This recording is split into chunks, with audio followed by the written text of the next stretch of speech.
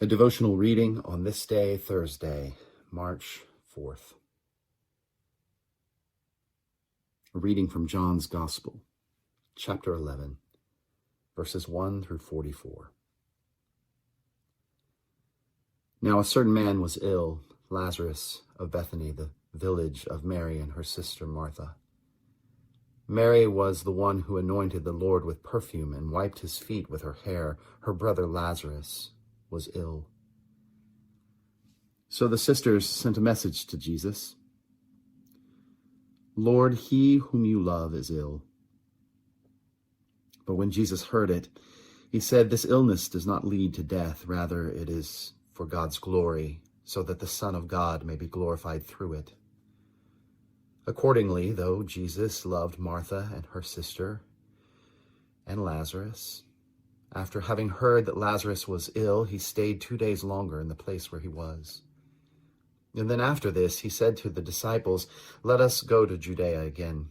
The disciples said to him, Rabbi, the Jews were just now trying to stone you, and are you going there again? Jesus answered, are there not 12 hours of daylight? Those who walk during the day do not stumble, because they see the light of this world. But those who walk at night stumble, because the light is not in them. After saying this, he told them, our friend Lazarus has fallen asleep, but I am going there to awaken him. The disciples said to him, Lord, if he has fallen asleep, he will be all right.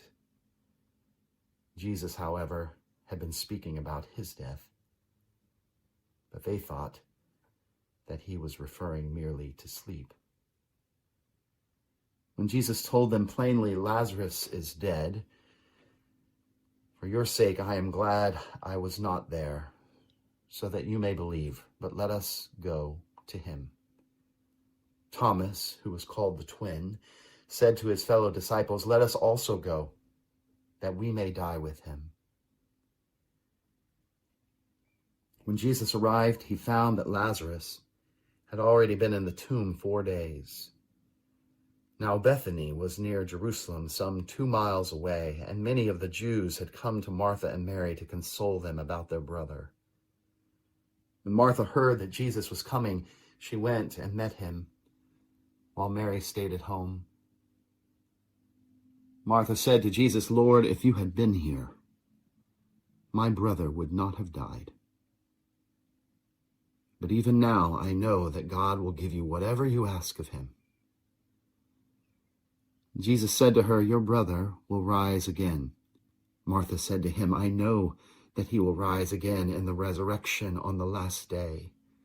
And Jesus said to her, I am the resurrection and the life. Those who believe in me, even though they die, will live, and everyone who lives and believes in me will never die. Do you believe this? She said to him, yes, Lord, I believe that you are the Messiah, the Son of God, the one coming into the world. When she had said this, she went back and called her sister Mary and told her privately, the teacher is here and is calling for you. And when she heard it, she got up quickly and went to him. Now Jesus had not yet come to the village, but was still at the place where Martha had met him. The Jews who were with her in the house, consoling her, saw Mary get up quickly and go out. They followed her because they thought that she was going to the tomb to weep there. When Mary came where Jesus was and saw him, she knelt at his feet and said to him, Lord, if you had been here, my brother would not have died. When Jesus saw her weeping, and the Jews who came with her also weeping, he was greatly disturbed in spirit and deeply moved. He said, where have you laid him? They said to him, Lord, come and see. Jesus began to weep. So the Jews said, see how he loved him? But some of them said, could not he who opened the eyes of the blind man have kept this man from dying?" Then Jesus, again greatly disturbed, came to the tomb.